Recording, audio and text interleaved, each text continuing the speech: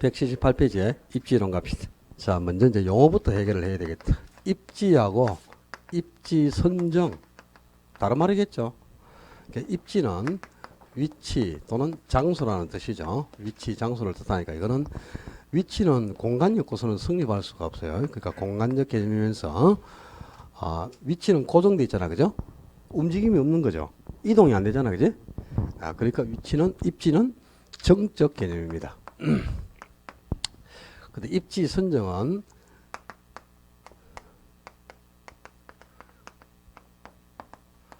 위치를 선정하는 활동 이런 뜻이거든, 그죠? 위치를 선정하는 활동이니까 이거는 인간의 행위죠. 그러니까 이제 위치를 선정하려면 공간도 필요하고 시간도 필요해. 그러니까 공간적 개념이면서도 시간적 개념을 포괄하는 개념이고요. 위치를 선정하는 행위를 하려면 이거는 움직임이 있는 거니까 당연히 입지 선정은 동적 개념이다 이 말입니다. 그래서 입지 선정하고 입지는 이제 용어 자체가 이게 틀린 거니까 용어는 구분해 놔야 되고요. 그 다음에 입지 선정은 자, 이거는 우리가 배운 거니까 여러분이 기억이 나야 되는데 기억이 날까 안 날까 모르겠다. 입지 선정은 두 가지가 있다 그랬다. 좁은 의미의 입지 선정과 넓은 의미의 입지 선정이 있는데 협의의 입지 선정을 입지론이라 그랬고 광의의 입지 선정을 적지론이라고 한다 그랬거든요. 이제 입지론은 좋은 위치를 찾는 겁니다. 좋은 위치를 선정하는 활동을 입지 선정. 그리고 이제 좋은 위치를 찾았으면 거기에 적합한 용도를 선정하는 것을 넓은 의미의 입지 선정이다 그랬거든요. 그러니까 위치를 찾는 것도 입지 선정이지만 용도를 선정하는 것도 입지 선정이다. 근데 이걸 이제 구분하는 이유가 있겠죠. 위치는 잘못 선정하면 이동되지 않는다. 어떤 특성? 부동성 때문에 좋은 위치를 찾자 그 말입니다. 또 좋은 위치를 찾았으면 그 좋은 위치에 적합한 용도를 선정해서 토지를 이용해야 돼요. 왜 그러냐? 토지는 여러 가지 용도로 이용 가능한 성격이 있어. 어떤 특성? 용도의 다양성이라는 특성이 있었죠. 이게 다 우리 토지의 특성에서 하고 온 거야. 하고 왔는데 통상적으로 입지 선정이라고 표현할 때는 협의의 입지 선정인 입지론을 곧 입지 선정이라 한다 이랬잖아요, 그죠? 그래서 우리 구분한 거야. 입지론의 근거나 입지 선정의 근거를 묻는다. 그러면 부동성이다 그래야 되고요. 적지론의 근거가 뭐냐? 그러면 용도의 다양성이다. 이렇게 해서 구분해서 답을 하실 줄 아셔야 된다 그랬다. 그러니까 입지론의 근거는 부동성, 입지론 또는 입지 선정의 근거는 부동성, 적지론의 근거는 용도의 다양성. 우리 다 했다. 토지의 특성에서 용도의 다양성은 적지론의 근거가 된다. 또 체유효용의 판단 근거가 된다. 또 이행과 전환을 통한 창조적 이용을 가능하게 하고 토지의 경제적 공급을 가능하게 한다. 가격 다운설의 근거가 된다. 그런 것들을 했었는데 기억이 별로 없겠죠, 그죠? 한 3주 지나가면 아무 생각이 없어, 그제? 저번 주에 했던 것도 기억이 안 나는데 뭐 3주나 지난 거 기억이 나겠나마는 그런 걸 기대하는 것 자체가 내가 어리석지, 그죠? 또 부동성은 입지론의 근거가 된다. 부동성 입지론의 근거가 된다. 또 부동산 활동을 국지화시킨다. 부동산 시장을 지역적으로 세분화되게 한다. 부분 시장이 형성되는 원인이 된다. 외부 효과와 지역 분석을 야기시는 근거가 된다. 그지? 임장 활동, 정보 활동을 요구하는 근거가 된다. 동산과 부동산을 달리하는 근거가 되고 동산과 부동산의 공시방법을 달리하는 근거가 된다. 뭐 다 하지 않았습니까? 들은 적은 있는 것 같습니까? 가더라비요. 됐어. 참 잘했어요. 그만하면 됐지 뭐, 그지? 다 뭐 외우겠나 줄줄. 나야 밥을 먹고 살기 위해서 그냥 이렇게 하는 거고. 여러분 외울 수준까지는 안 돼도 돼. 뭐 5개 지문 중에 맞다 틀리다만 골라내면 되는 거잖아, 그죠? 주관식 아니잖아 우리 시험이, 그제? 그 정도까지는 하겠지. 하도록 만들어라 그럼. 자, 토지의 용도별로 입지를 선정할 때는, 그죠? 용도에 따라서 입지 선정의 유용성이 달라지는 거죠. 우리가 주거지 입지를 선정할 때는 주택은 쾌적한 공간이 있어야 되죠. 거주 공간이 쾌적해야 되고 생활이 일단 필요해야 되는 거야. 그러면 주거지 입지를 선정할 때 가장 중요한 고려 요인은 뭐? 쾌적성과 편리성 이렇게 되겠죠, 그죠? 그제? 상업지 입지를 선정할 때는 수익이 많이 나야지. 그럼 상업지 입지를 선정할 때 중요한 기준이 뭐? 수익성이 되겠죠. 공업지나 농업지, 공장이나 농지 같은 경우는 생산량이 많아야 돼. 그러니까 농업지나 공업지는 생산성이 입지를 선정하는 중요한 기준이 된다 이 말이야. 그죠? 내 쳐다보지 말고 줄을 쳐라. 1, 2월에 내가 뭐하라 그러대 진짜. 내 뭐 얼굴에 뭐 묻었습니까? 내가 그 얼굴이 좋은 얼굴, 잘생긴 얼굴인데 그리 얼굴을 못 봐가지고 매일 보는 얼굴인데 이제 보면 신문 안 나나 이제. 그죠? 내일부터 그냥 모자를 확 둘러쓰고 와봐야 돼. 못 보게. 자, 주거지는 쾌적성과 편리성, 상업지는 수익성, 공업지나 농업지는 생산성이 용도를 선정하는 기준이 된다. 그 정도는 참고로 알아두면 좋고요. 그 외에 180페이지부터 해가지고 186페이지까지 있는 내용, 그죠? 뭐 주거지 입지를 선정할 때는 뭐 어떻게 해야 되는가, 또 주거지의 자연적 조건이라든가, 뭐 경제적 조건의 입지 요인들이 어떤 게 있는가, 뭐 쭉 나오거든요. 아무 관계가 없다, 시험하고. 그러니까 참고로 그냥 시간 되는 사람 한번 읽어보고, 전국 수석학계에 욕망이 있는 사람만 한번 봐라. 그렇지 않은 사람은 안 봐도 되느니라. 최근 10년 동안에 시험에 다룬 적이 없다. X는 하지 말고, 뭐 X까지 하나, 그냥 낙서하지 마라. 그냥 가만 놔둬라.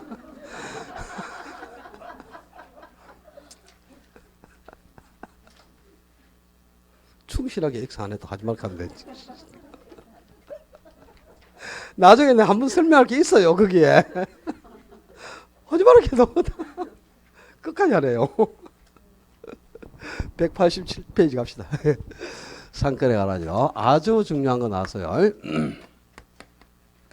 이 187페이지부터 상권 이론 또는 뭐 상권 분석 이론 또는 상업 입지 이론 뭐 또는 서비스업 입지론, 3차 산업 입지론 뭐 여러 가지로 표현합니다. 그냥 상업 입지 이론을 대표하는 것들이죠. 상업지를 대표하는 이론들이 상권 분석 이론이고요. 이 상권에 관한 이론은 그냥 두 문제짜리다 이렇게 보시면 됩니다. 반드시 한 개가 나오는 게 흡의 확률을 모여서 각 점포가 소비자를 몇 명 정도 유인해 가겠는가, 소비자가 각 점포를 이용할 인구수를 구하라. 이 계산 문제가 한 개 나와. 계산 문제 하나 나오는데 그거는 아주 쉬워. 3월에 가서 한 문제 풀어보면 다 해. 그 관심을 갖지 마. 그냥 내가 알려주는 것만 하면 단계별로 하면 돼요. 그리고 이제 여러 개 그 상권에 관한 이론이 있는데 이 이론들의 요지를 비교하는 내용이 한 문제 나오겠죠. 그렇게 해서 이 상업이론 두 문제짜리다 이렇게 보시면 되고요. 상권 이론을 대표하는 게 중심지 이론인데 중심지 이론은 두 개가 있어요. 첫 번째가 크리스탈러가 주장한 중심지 이론이 있고요. 이 크리스탈러의 중심지 이론이 상업 입지에 관한 이론 중에서는 가장 대표적인 이론이다 이렇게 보시면 돼. 그러니까 이 크리스탈러의 중심지 이론은 포스 원리에 기초를 두고 도시 공간 구조의 형성 과정, 형성 체계, 도시 공간이 어떻게 형성돼 가는가를 입증하기 위해서 아주 포괄적 관점의 이론입니다. 그래서 크리스탈러의 중심 이론을 거시적 이론 이렇게 표현을 해요. 한 도시의 성장 체계, 형성 과정을 입증하고자 했던 이론이기 때문에 이거는 포괄적인 거시적 이론이다 이렇게 표현하는데요.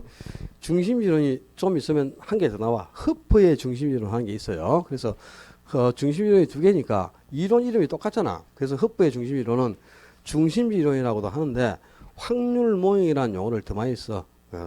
4번에 가면 나와. 허프의 확률 좀 있으면 나오니까 뭐 책 자꾸 넘기지 마. 그냥 들어. 그래서 이제 허프의 확률은 소비자의 심리 상태만 가지고 이론을 전개했기 때문에 허프의 이론을 미시적 이론, 크리스탈러 이론을 거시적 이론이라고 하는 거예요. 뭐가 거시적이고 미시적인지 이런 것까지도 나와요 시험에. 안 나오면 내가 응급을 안 하겠죠. 이 크리스탈러 이론이 한 도시의 형성 체계를 입증하고 있기 때문에 아주 거시적인 포괄적 이론인데 이 독일의 남부 도시를 중심으로 해서 포스 원리의 기초를 두고 이론을 정리한 거예요. 포스 원리는 뭐냐? 한 도시에서 중심지는 계층성에 따라서 저차원 중심지, 중차원 중심지, 고차원 중심지로 계층성에 따라 분포를 하게 됩니다. 근데 저차보다는 중차보다는 고차가 규모도 크고 기능도 다양하다 이 말입니다. 그러니까 쉽게 표현해서 그냥 저차 중심이 그러면 조그마한 구멍가게, 뭐 슈퍼마켓 이런 거 연상하시면 돼. 그 다음에 고차 중심지는 규모도 크고 기능도 매우 다양한 백화점을 연상하시면 돼요. 그러면 이제 중차 중심지는 뭘까요? 슈퍼나 백화점의 중간 정도 규모가 있잖아요. 그지? 뭐 마트라든가 할인점 이런 게 있죠. 이런 걸 연상하시면 됩니다. 근데 뭐 학교로 치면 그죠? 저차 중심지가 초등학교, 중차 중심지가 중고등학교면 고차 중심지가 대학교 이렇게 생각하시면 된단 말이야. 근데 저차보다는 중차보다는 고차가 규모도 크면서 기능도 다양하다 이 말이야.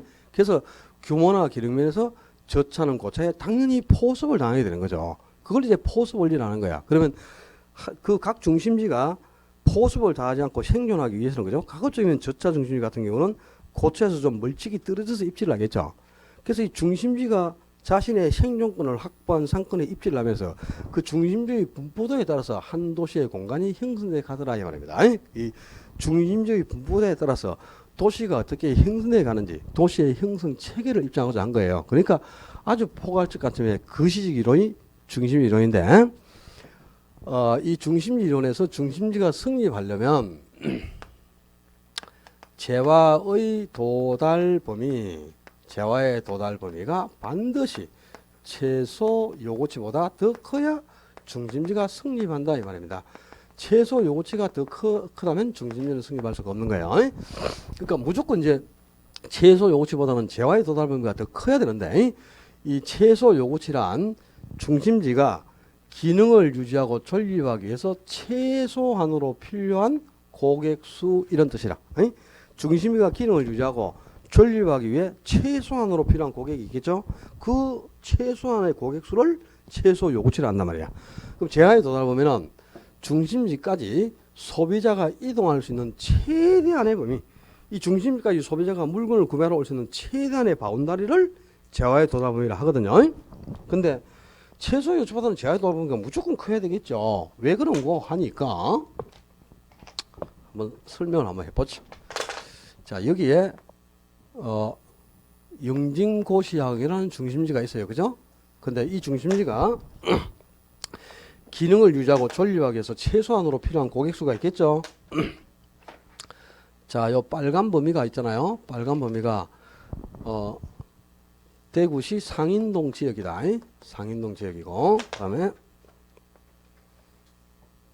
파란 범위가요. 달서구 전역입니다. 그리고 노란 범위, 노란 범위는 대구시 전역, 대구시 달서구, 수성구, 뭐 동구, 남구, 중구까지를 다 포괄하고요. 또 달성군도 있고 저 경남에 뭐 창녕이라든가 그지, 창녕, 또 뭐 하여튼 거기까지를 뭐 거제도 있고 거창도 있어요. 거창에서도 오고 경북 고령에서도 오시죠 지금. 요 범위를 다 포괄한다고 가져보자 말이야. 그런데 우리 영진고시학의 기능을 유지하고 존립하기 위해서는 최소한 달서구에 있는 주민들이 찾아와서 등록을 해주어야 한다. 그렇다면 이 달서구가 뭐냐? 중심지가 기능을 유지하고 존립하기 위해서 최소한으로 필요한 고객수라는 거죠. 이게 최소 요구치가 되겠네, 그지? 근데 우리 학원까지 최대한 소비자가 찾아와서 등록을 한다면 대구시 전역에서, 그죠? 달서구뿐만 아니고 달성군도 오고 저 수성구에서 오시는 분도 있어요, 그죠? 수성구 손든 몇 분 있잖아요. 몇 분 계셔. 수성구에서 오시는 분도 있고. 달성군에서 오는 사람은 수두룩하죠. 달성군은 대구시에 포함되죠. 창녕에서 오시는 분들, 거창에서도 오시고, 고령에서도 오시고, 그래요. 성주에서도 오고, 막, 그지? 찢어지죠, 기분이. 그럼 이게 이제, 요 노란 범위가 뭐가 될까? 이 중심까지 소비자가 이동할 수 있는 최대한의 범위가 되는 거죠. 이게 재화의 도달 범위란 말이야. 그지? 그런데, 파란 범위에 있는 이 달서구에 있는 주민들이 찾아서 등록을 해줘야 기능을 유지하고 존립이 가능한데, 그죠? 최대한 찾아서 등록을 해도 상인동에 있는 주민만 찾아온다면 문 닫아야 되겠죠. 그래갖고 문 닫은 학원 많아요. 작년에 14개 있다가 지금, 그죠? 8개밖에 없어요. 6개가 문 닫았단 말이야. 그죠? 코로나로 이 직격탄을 맞아가지고 학원들이, 그죠? 우리는 제대로 돌아가는 것 같아요. 여러분이 생각할 때 재화의 도달 범위하고 최소 요구치 중에 뭐가 더 클 것 같습니까? 지금 이게 더 크니까 하고 있지. 지금 최소주가 더 크면 뭘 한다니까 이 양반들이요. 진짜 그렇잖아, 그죠? 그러니까 이게 지금 최소한으로 이 중심지가 기능을 유지하고 존립하기 위해서는 파란 범위에 있는 소비자가 찾아와야 된다고. 근데 가장 많이 최대한 찾아와도 빨간 범위밖에 안 되면 기능을 유지할 수 없겠죠. 문 닫아야 되는 것 아니야, 그지? 그러니까 중심지가 기능을 유지하고 존립하기 위해서는 반드시 최소 요구치보다는 뭐가 재화의 도달 범위가 더 커야 한다 이 말이야, 그지? 중요해요. 최소 요구치는 5글자라 재화의 도달 범위는 7글자고 글자 수가 많은 게 커야 한다. 바뀌면 안 돼. 그 다음에 한 도시에서 중심지가 한 개만 형성된다. 그렇다면 원행으로 형성되는 게 가장 이상적인 형태가 됩니다. 그러니까 원행으로 딱 형성되면 모든 영역의 서비스가 다 도달하게 되거든요. 근데 도시의 중심지가 한 개만 있겠어요. 저차 중심지도 무수히 많고요. 저차나 고차 중심지도 계속 생겨나니까 여러 개의 복수의 중심지가 생겨날 수밖에 없겠죠. 그죠? 여러 개로 이제 복수의 중심지가 생겨난단 말이야. 만약에 한 개라면 원형으로 이렇게 형성될 때가 가장 이상적이지. 왜? 모든 영역의 서비스가 다 미쳐요. 근데 복수로 형성된다, 그죠? 원형으로 형성된다. 그러면 안 좋아. 왜냐? 자, 중심지가 지금 여러 개가 생겨나는데 이렇게 복수로 원형으로 이렇게 복수의 중심지가 형성되잖아, 그죠? 그럼 요 부분은 지금 이 빗금질 요 부분은 서비스가 도달을 안 하는 거죠, 그죠? 서비스가 미치지 않는 게 생겨나요. 또 원형인데, 그죠? 이렇게 원형으로 형성되는데 이렇게 중첩되게 이렇게 원형으로 계속 형성하면 요 역시 또 빗금질 부분이 생기거든. 그럼 여기는 이제 불필요한 경쟁이 야기되는 지역이라는 뜻이라. 그래서 다수의 여러 개의 복수의 중심지가 생겨날 때 원형으로 형성되면 서비스가 도달하지 않는 지역도 있고 또 불필요한 경쟁이 야기되니까 좋지 않다 이 말입니다. 그럼 여러 개로 복수로 형성되면 어떤 모양이 되느냐? 정육각형 모양을 이루면서 중심지가 형성돼 가야 돼요. 그러니까 자 봐라. 이게 정육각형이죠. 또 이렇게 써도 정육각형. 이렇게 해서 그죠? 계속 이렇게 정육각형 형태로 이렇게 형성돼 간단 말이야. 그러면 이제 모든 영역의 서비스가 다 도달하면서 그죠? 불필요한 경쟁도 야기되지 않고 모든 영역의 서비스가 다 미치니까 가장 이상적인 형태가 되는 거야. 근데 이렇게 딱 형성돼 가다 보면 정육각형 모양으로 이렇게 계속 형성돼 가다 보면 이 모양이 마치 뭐가 되느냐? 벌집 형태가 되잖아, 그죠? 그래서 벌집 모양, 벌집 형태를 이룰 때가 가장 이상적인 형태가 된다는 겁니다. 이렇게 복수의 다수의 중심지가 생겨날 때는 정육각형으로 중심지가 형성되는 게 가장 이상적인 형태가 된다. 여기까지를 기억하고요. 자, 이 크리스탈로 중심지의 요치, 이 이론의 요치 뒤에 넘기면 기역부터 해가지고 티거까지 지문이 여러 개가 나온다. 그게 크리스탈 이론의 요약해가지고 특징에서 기역부터 티거까지 지문이 여러 개가 있죠. 기역 체크. 중심지수는 고차 중심지가 적고 저차 중심지가 당연히 많겠죠. 그죠? 그 다음에 디귿. 중심지 간의 거리는 고차 중심지 간의 거리를 멀고 저차 중심지 간의 거리는 가깝다 이 말입니다. 또 뭐 있나? 지금도 되지도 않은 거 뭐 많이 나가고 있어. 그 다음에 이형. 저차에서 고차로 갈수록 중심지수는 피라미드형을 이룬다. 이형 체크. 그리고 지읒 아주 중요한 거네요. 저차 중심지가 포용하는 저차 중심지의 수는 고차로 갈수록 그 분포가 늘어나는 게 아니고 뭐다? 줄어든다. 티귿 중심지의 수와 뭐예요? 시장, 교통, 행정, 원리 세 가지의 영향을 받아 결정된다. 거기까지 해서 5개의 지문을 기하는 게 초점이에요. 자, 중심지는 그죠? 저차 중심지일수록 규모가 적고 기능도 미미한 데 비해 고차 중심지가 규모가 크고 기능이 더 다양하지 않습니까? 그러니까 저차보다는 고차가 규모가 크고 기능이 다양하다 이 말이야. 그지? 기억연에 나와 있지? 고차가 규모도 크고 기능이 다양하지. 그 백화점에 가면 슈퍼마켓에서 파는 거 다 팔고 있고 없는 거 없잖아요. 그죠? 으이씨. 슈퍼마켓에 가서 디지털 TV 살 수 있어요. 냉장고 있어요. 침대 없잖아. 할인점에 가면 슈퍼에서 안 파는 거 팔죠. 마트에 가면은. 근데 마트에서 또 안 파는 게 있지, 그죠? 마트에서 다이아몬드 안 팔잖아요. 백화점 가야 있잖아. 그지? 그러니까 저차보다는 중차보다는 고차가 규모도 크고 기능도 다양하단 말이야. 그래서 규모나 기능 면에서 저차는 중차에, 저차나 중차는 고차에 포습을 당한다. 이게 포습원리라고. 딴 게 아니고, 그리고 중심지 수는 저차에서 고차로 갈수록 무슨 모양이라 그랬어? 피라미드형을 이룬다 그래서 피라미드형을. 지금 대구시만 한번 생각해봐. 저차, 중차, 고차가 있는데, 그지? 저차에서 고차로 갈수록 피라미드형이라. 대구시에 슈퍼마켓 뭐 한 500개 정도 있다고 가정해보자. 그럼 마트나 할인점은 아마 50개도 넘을걸요. 백화점 5개도 넘잖아, 그지? 그지? 근데 백화점보다는 마트나 할인점이 더 많고요. 마트나 할인점보다는 슈퍼나 구멍가게가 훨씬 많지. 그러면 중심수가 저차에서 고차로 갈수록 피라미드형이다. 그 말이 뭐야? 저차는 워낙 개수가 많으니까 저차와 저차 간의 간격은 좁고 고차는 몇 개 없으니까 고차와 고차 간의 거리는 멀어진다. 이렇게 되겠지? 여기까지 됐죠? 어려운 게 없지 별로. 아주 그 용어 속에 다 답이 있고 그죠? 또 제가 또 얼마나 유명합니까? 아주 쉽게 설명을 안 해줍니까? 니는 왜 B 웃음을 짓나? A 웃음을 지어라. 비웃지 마라. 덥네 오늘 좀. 근데 자, 이 저차 정신이로 그죠? 이미 중체도 포섭을 당하고 있죠.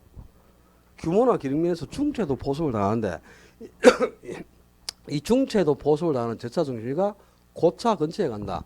경쟁 자체가 안 되겠죠. 고차에 가면 그죠? 그러니까 어차피 포섭을 당해버리고 생존할 수가 없다 이 말이야. 그러니까 입지를 안 하려고 하겠죠.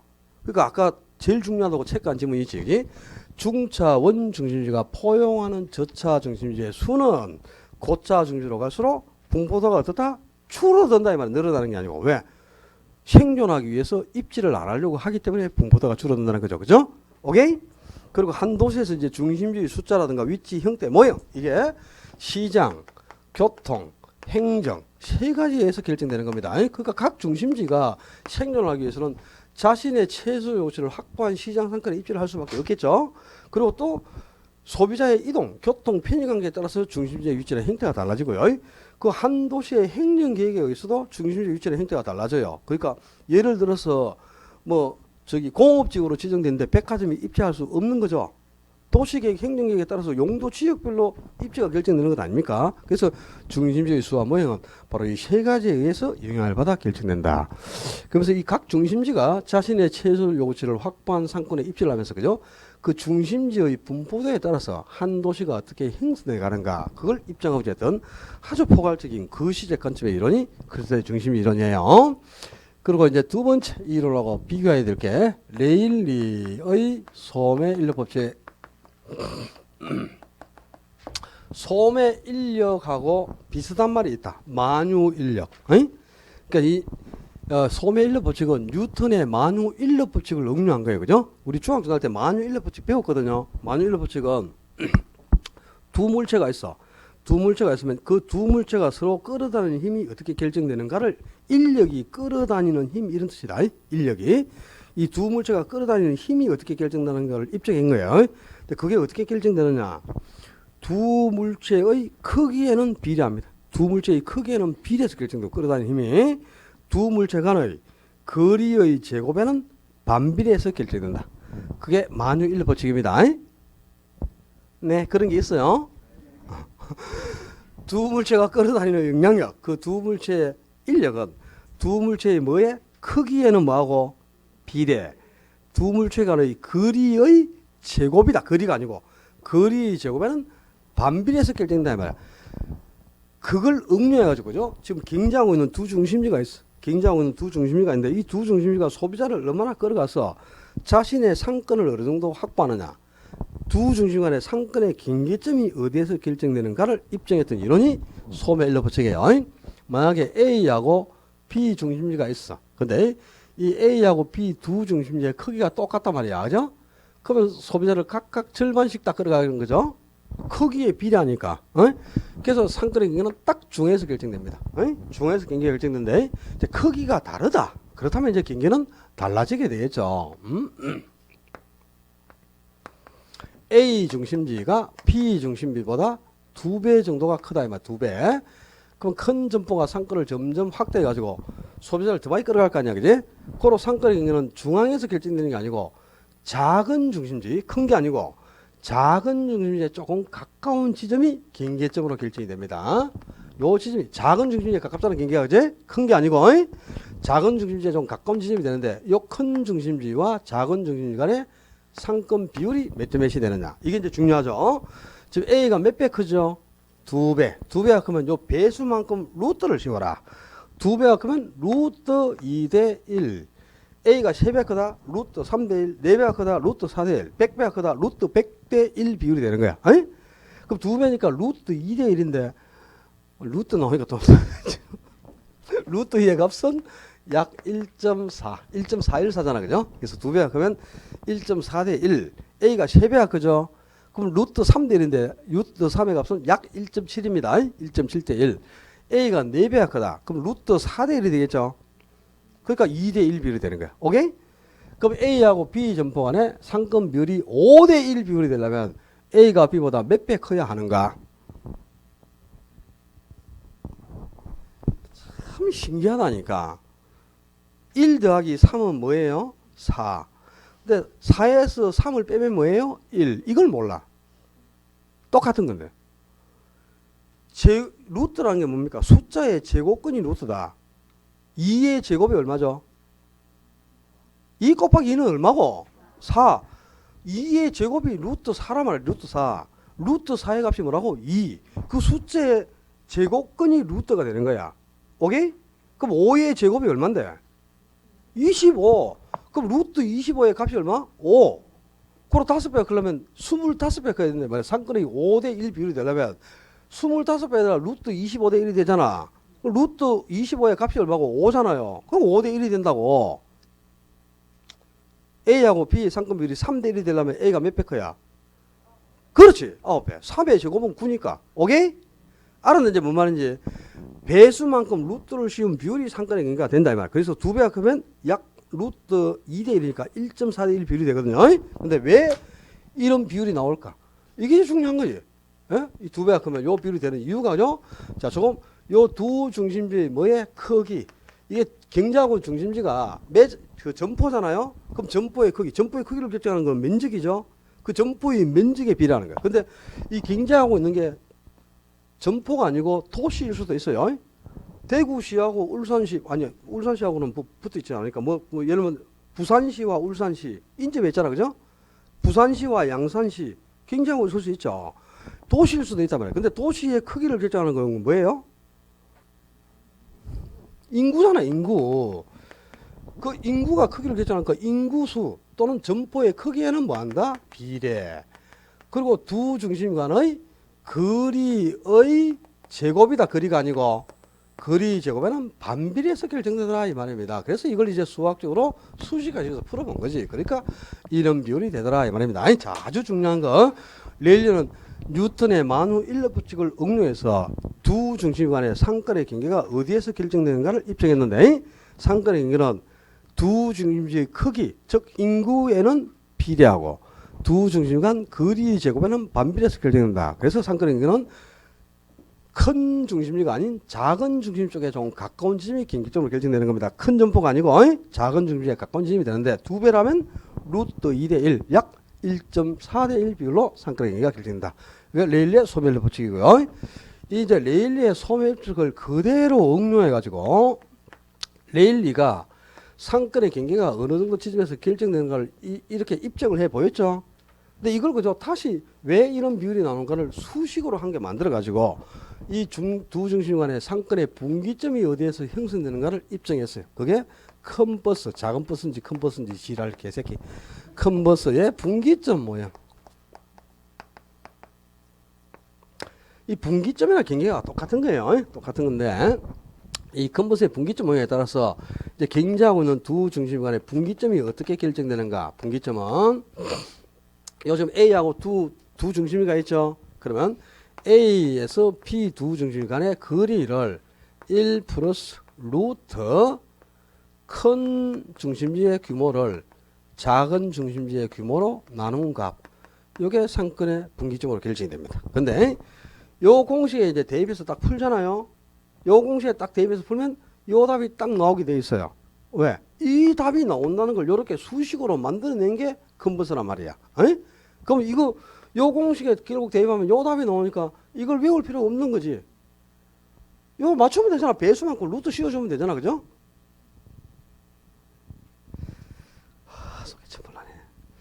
이 답이 나온다는 걸 이렇게 수식으로 만들어냈다니까 이 새끼가. 그래서 수식만 만들어가지고 괜히 공부글만 늘어났을까 마음에 안 든다고 얘는 개새끼가. 그래서 내가 욕을 하잖아 지금. 여기에 대입을 하면 요 답이 딱 나오게 돼 있다고. 어? 자, A가 있고 B 두 중심지가 있습니다. A에서 B 전체까지의 거리가 8km 떨어져 있다. 근데 A 중심지의 크기가 1000제곱미터, B 중심지의 크기가 9000제곱미터다. 이랬을 때 이 상권의 분기점이 A 중심으로부터 몇 킬로 떨어진 지점이 분기점이 되겠는가? 한번 해보자. 여기 맞춰가지고 그러면 A로부터의 분기점입니다. 분기점은 A에서 B까지 거리가 얼마고? 8. 나누기 1 플러스 루트 큰 점포의 규모가 얼마고? 9천. 나누기 작은 점포의 규모가 얼마? 1000. 그럼 나눠봐. 8 나누기 1 플러스 루트 1000분의 9천. 루트 9의 값이 얼마인데? 루트 9. 루트 9의 값은 3이잖아요. 그럼 4분의 8이니까 얼마고? 2 되겠지. 그러면 요 A로부터 2km 떨어진 지점. 요게 분기점이 된다 이 말이야. 요 지점이. 어이? 그럼 전체가 8이니까 여기까지 2km면 분기점에서 B까지는 몇 km? 6km가 떨어지겠죠. 그래서 상권이 2대 6. 2대 6이면 1대 3이나 똑같은 거지. 1대 3의 2배가 2대 6이니까. 그지? 그럼 2km 떨어진 지점이 이제 분기점이 됐단 말이야. 그럼 요걸로 이제 여기에 대입해서 풀어보자. 아까 상권의 경우는 배수만큼 루트를 씌운 값이라고 그랬지. 지금 A가 1000인데 B가 9000이다. B가 몇 배 커노? 1000에 9000인데 9배지 뭐 4배? 무슨 이거는 1000이고 이건 9000이니까 몇 배로? 9배다. 이거 9배면 루트 9대 1 비율이 될 거 아닙니까? 루트 9의 값이 얼마고? 3. 그래 3대 1이 됐네.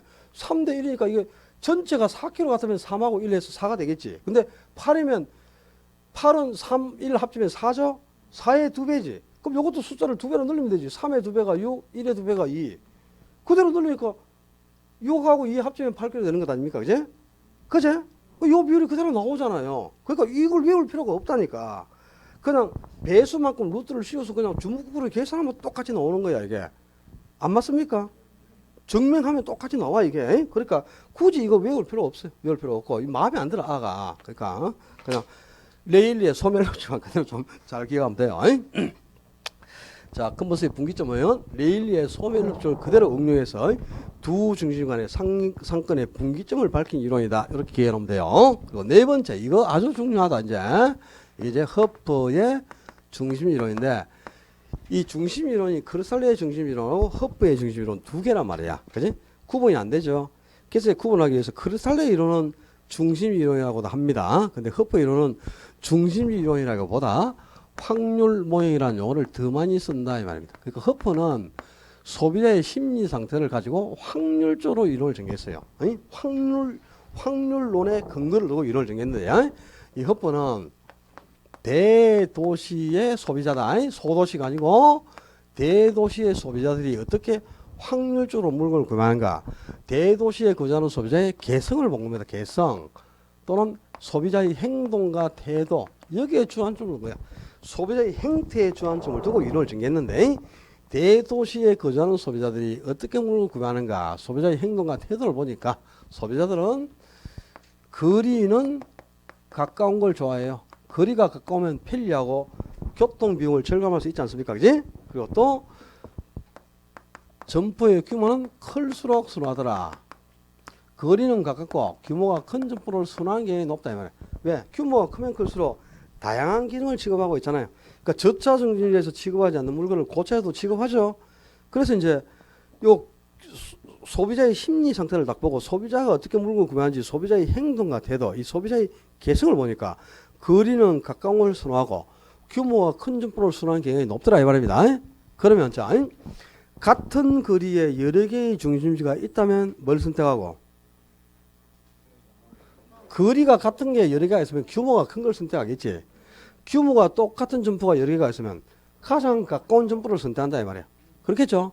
두 가지 있게 해서 물건 구매하니까. 근데 이게 대도시 같으면 점포도 여러 개가 생겨나겠죠. 그제? 소도시가 아니까지 무수히 많은 중심지가 생겨납니다. 아주 여러 개의 중심지가 생겨나요. 고차 중심지, 저차, 중차,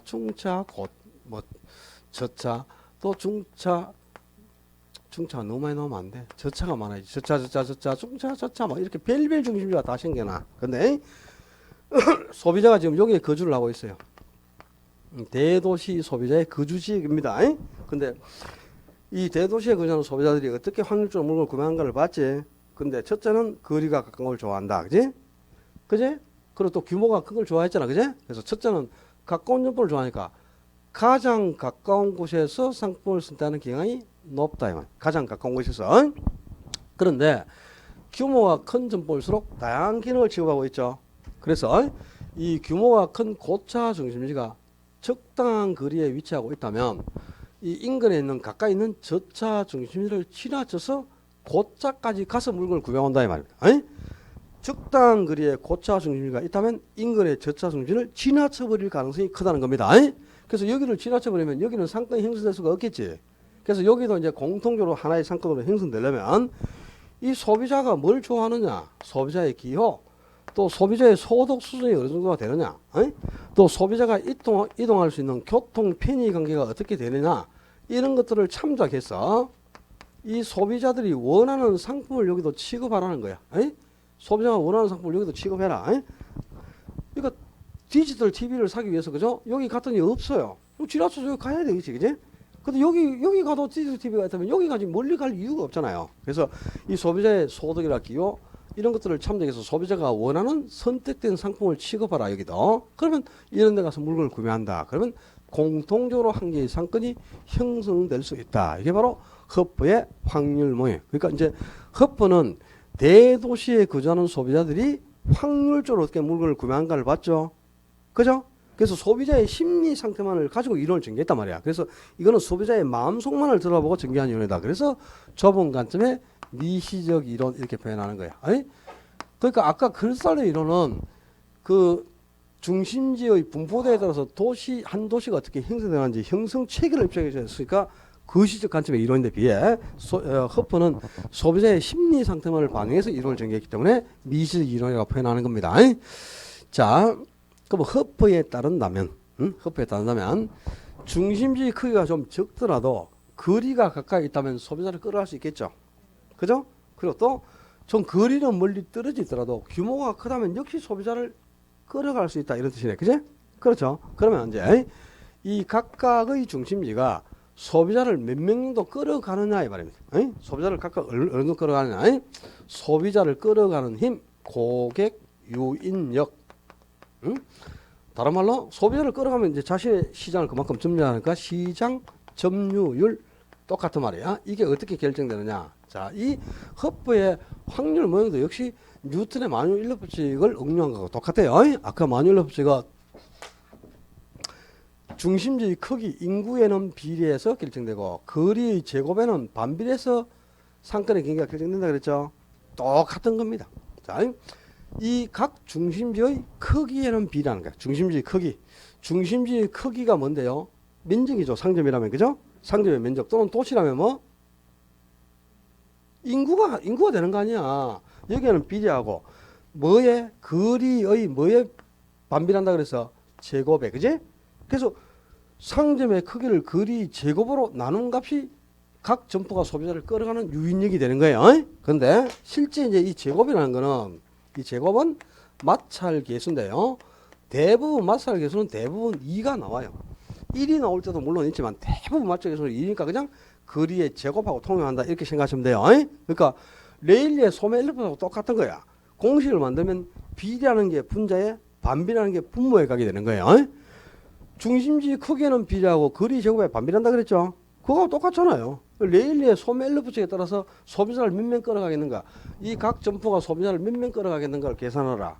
그렇게 나오던 흡보의 확률모에 따라서 이 각 점포가 소비자를 몇 명씩 끌어갈지를 계산하라 나오면 그냥 이 점포의 크기를 여기까지 거리가 있죠, 그죠? 요 거리의 제곱으로 그냥 나눠주면 됩니다. 그게 고객 유인력이야. 그러니까 이거는 아주 간단한 계산 문제인데 요 계산 문제가 매년 그냥 한 문제 나와요, 고정적으로. 그러니까 오늘은 계산을 하지 않아. 계산까지 해주면 뭐 내일 또 학원 안 하고 싶어서 3월에 가서 3, 4월 단계 가서 두 문제만 풀면은 아주 쉽게 계산하는데 그게 사례가 지금 안 나와 있으니까 제가 다음에 자료를 만들어 와가지고요, 시험에 나왔던 걸 풀어주면서 직접 그 연습을 할 테니까요. 일단은 요 공식은 기억에 두는 게 좋겠어요. 레일 흡보의 확률 모형이었고, 다섯 번째 애플봄 교수가 고안한 거 CST 기법, 소비자 분포 기법. 카스토머가 소비자 아닙니까? 소비자, 카스토머 스파티커니 소비자 분포 기법. 그러니까 소비자의 분포도를 가지고 상권의 규모를 육안으로 파악해내는 방법. 이걸 이제 뭐 소비자 분포 기법, CS 기법이라는데, 그죠? 자, 내가 어떤 점포를 하나 하고자 하잖아, 그죠? 내가 어떤 점포를 하나 하고자 해. 그러면 그와 유사한 다른 점포를 하나 선정해 놓고 그 다른 점포 앞에 서서 그 점포를 방문하고 나오는 소비자를 대상으로 인터뷰를 통해서 소비자의 거주지를 도면상에 계속 표시해 가는 거예요. 자, 예를 들어서 내가 운영하고자 하는 대상 점포가 있어. 내가 운영하고자 하는 대상 점포가 조이너스라는 숙녀복을 하나 운영하고자 한다. 그럼 이 조이너스라는 숙녀복이 어디에서 나오죠? 안 써있구나. 나산시럽이라고 유명한 의류 회사가 있습니다. 나산시럽. 거기서 나오는 건데 조이너스하고 나산시럽에서 만들어내는 똑같은 여성 숙녀복이 또 하나 있어. 그제? 유사한 다른 점포. 뭐 있죠? 꼼빠니야. 사본 적이 없구나. 저 서부 정류장 앞에 가봐라. 조이너스 있어요. 그러니까 내가 이제 조이너스라는 숙녀복을 하나 운영하고자 하잖아, 그죠? 그러면 요 회사에서 똑같이 나오는 똑같은 숙녀복이야. 요 꼼빠니아라는 유사한 다른 점포를 하나 선정해놓고 내가 리바이스를 하고자 한다. 그럼 게스라는 청바지 업체를 하나 선정하는 거야. 그래놓고 요 꼼빠니아 점포 앞에 딱 서서, 그죠? 그 점포를 방문하고 나오는 소비자에게 인터뷰를 통해서 거주지를 확인하는 겁니다. 그렇게 해서 이제 소비자의 거주지를 계속 도면상에 이렇게 표시하는 거야. 어디서 왔어요? 상인동에서 왔어요. 상인동 점 하나 찍고 어디에서 왔어요? 진천동, 유천동, 월성동, 대곡동 뭐 이렇게 해서 계속 점을 찍은 거야. 어디서 왔어요? 저 범물동에서 온 사람도 있고 황금동에서 온 사람도 있고 지산동에서 온 사람도 있겠죠. 그죠? 저기 칠곡에서 온 사람도 있고요. 평리동에서 온 사람도 있고 비산동에서 온 사람도 있고 뭐 있겠죠. 그죠? 이렇게 이 소비자의 거주지를 계속 이렇게 도면상에 표시를 해. 도면상에 표시를 해보는 거야. 그러다 보면 소비자가 집중적으로 딱 분포하고 있는 영역이 확 드러나요. 그죠? 여기가 가장 이 숙녀복을 방문하는 소비자가 가장 많이 분포하고 있다는 걸 알 수 있죠. 점이 여기가 더 많나? 요 동네가 왜 좋은 동네인데 이러지 말고 좀. 참네. 달서구도 지금 좋은 동네로 바뀌고 있어요. 그죠? 수서구만 좋은 게 아니고 좀 달서구에 사는 프라이드를 가져야지 진짜. 그럼 수서구로 다 이사 가든지 오지 말고. 그거 가봐야 좋은 학원이 없어. 달서구에 가면 여기 얼마나 좋은 학원이 있어요. 중개사는. 그죠? 그래. 쟤는 수서구에서 온데도 그러네. 참. 여기가 이제 제1상권이 되는 거예요. 그 다음에 이제 두 번째로 좀 많이 분포하고 있는 데가 여기죠. 그러면 이게 이제 제2상권. 그 외에 이제 띄엄띄엄 오는 데가 있어. 그죠? 요런 걸 이제 묶은 게 제3상권이야. 그렇게 해서 이 점포의 상권 규모는 대충 이 정도다 해가지고요. 상권의 규모를 육안으로 파악될 수 있죠. 첫째, 그지? 소비재의 분포도를 도면상에 표시하면서 상권의 규모를 첫째 육안으로 파악해야 된단 말이야. 그리고 두 번째, 고객의 특성도 파악할 수 있어요. 그러니까 이 숙녀복을 방문하는 소비자들은 좀 부유층에 사는 젊은 여성들이다. 이런 걸 알 수 있어요. 요 달서구가 지금 실흥, 그죠? 대구에서 새로 성장하는 제1학군으로 부상하고 있는 그런 지역이다. 자부심을 좀 가지라고. 그죠? 그런 이제 고객의 특성도 파악하고, 그 다음에 또 판촉 전략 수립에도 활용할 수 있는 거죠. 티수를 하나 돌리더라도 여기 가서 돌리는 게 효과가 크겠죠. 그 다음에 새로운 점포 입지를 결정할 때도 활용할 수 있겠죠. 내가 만약에 여성 숙녀복을 하나 더 입점시키고자 한다. 그러면 요 상권에 입점시키기에 가장 매출이 크겠다는 걸 알 수 있잖아. 그죠? 이렇게 소비자의 분포도를 도면상에 표시해 가면서 상권의 규모를 육안으로 파악하고, 두 번째 고객의 특성도 파악하고, 세 번째 판촉 전략 수립에도 활용하고, 네 번째 새로운 점포 입지를 결정할 때도 활용하는 실무적인 상권 획정 기법. 이걸 바로 소비자 분포 기법이라 합니다. 아주 유용성이 높은 상권 분석 기법이에요. 미국의 애플 우경도수가 더한 소비자 분포 기법이고요. 여섯 번째, 넬슨의 소매 입지 이론. 소매 입지가 도매 입지가. 소매 입지. 그러니까 이거는 이제 뭐냐? 도매상이 아니고 조그마한 소규모의 소매상들이 입지할 때는, 소매 점포가 입지할 때는, 그죠? 8가지 원칙을 지켜서 입지를 해야만 매출액을 확보하고 생존이 가능하다. 그러니까 소매 점포가 입지할 때 지켜야 할 8가지 원칙을 제시했어요. 그래서 이 소매 입지론을 점포 입지 8원칙이라고 합니다. 소매 점포가 입지할 때 지켜야 할 8가지 원칙을 제시했다. 그래서 점포 입지 8원칙이라고 하는데, 8개 원칙 빨리 눈여겨를 하면 한다. 현재 지역 후보로서의 적합 지점, 잠재적 발주성, 고객의 중간 요인, 집중 협인적, 상거래 지역 후보로서의 적합 지점, 양립성, 경합성의 최소화, 용지 경제학 8가지 나와있죠. 뭔 말인지 하나도 몰라. 그제? 모르지만은 제목은 알아둬야 돼. 그제? 우리 시험은 객관식 시험이니까 넬슨의 소매입지 8원칙에 해당하지 않는 것은 이렇게 나오면 답은 찾아야 되겠죠. 그러니까 8개 제목 정도는 눈여기를 해두라 이 말이고요. 그 8가지 원칙 중에서도 넬슨이 가장 강조한 게 있어. 그게 양립성. 별 그리는데 니 왜 거기에 별을 그렸지? 자, 어떻게 해서 별 그렸냐? 양립성에다가? 요셉이? 이거 아직 동영상도 안 올라왔는데. 공부를 아주 잘하네요. 오늘 이것도 갖다 주고, 그죠? 좀 이런 거 좀 봐라, 이거 봐라. 이런 것도 좀 갖다 주고. 후레쉬 베리.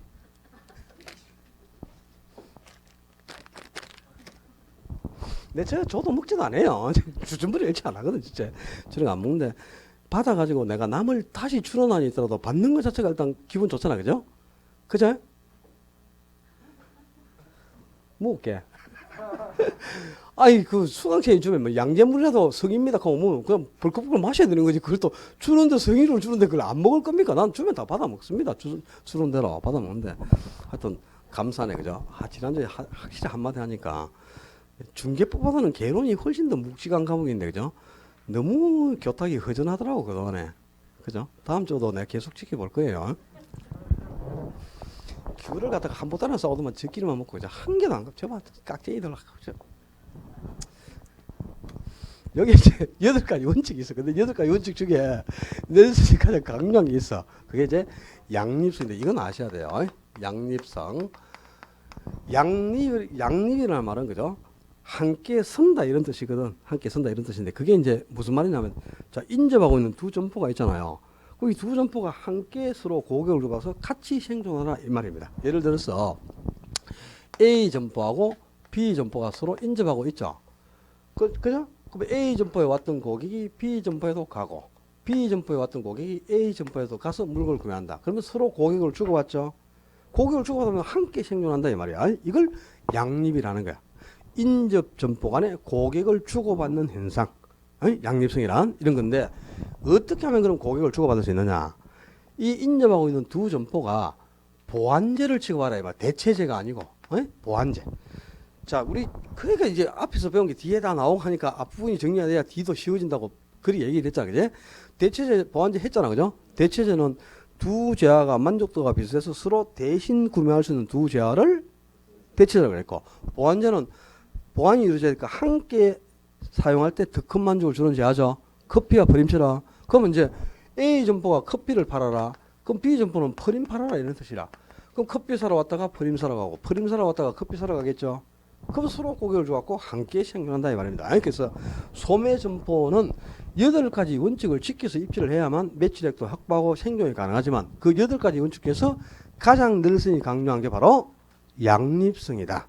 양립성을 특히 강조하였다. 나와있다. 줄 쫙 치고 양립성이란 인접 점포 간에 고객을 주고받는 현상으로 보완제를 취급하는 점포가 근접했을 때 고객을 주고받고 함께 생존할 수 있다는 것. 이걸 양립성이란다. 거기까지 기억해 두고요. 7번째 후보의 입지 효과의 시간 법칙.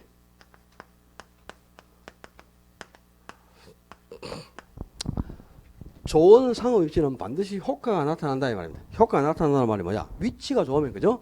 수익을 크게 안겨다 준다는 뜻이겠죠. 당연히 우리가 점포를 하나 운영할 때 그지? 유동인구가 많은 큰 도로변에 입지하는 거하고 사람들 잘 다니지도 않는 그 골목 안에 입지하는 거하고는 완전히 다르겠죠. 그죠? 마음대로 해라. 나중에 중개사무소 할 때 저 산소에 가서 하세요. 에? 엄청 많이 찾아올 거예요, 그죠? 산 사러, 그지? 절 사러.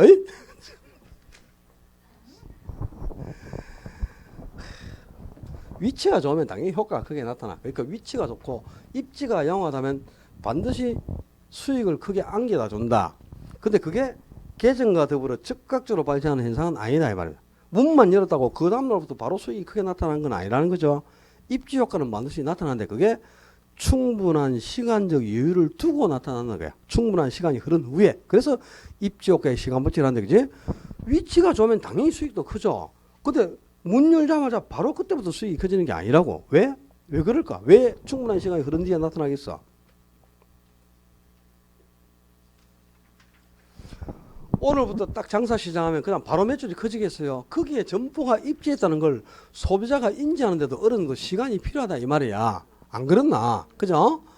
저도 이거 학원 하고 나서 지금 처음부터 수강생이 많았겠어요. 첫 때에 흠뻑 까먹었어요. 학원이 안 알려져 가지고 여기 학원이 있다는 걸 몰라요. 여기 지나가면서 중개사학원 이게 7년 만에 중개사학원 처음 봤어요. 이런 사람 얼마나 많이 지금 9년째거든요. 9년째인데도 거기에 학원이 있었어요. 이런 사람이 수두룩합니다. 달수구에 사는데 여기 몇 년 사는데 언제 이사 오는데 나 지금 22년째 사는데 이러면서 그죠? 학원이 있다는 걸 처음 봐.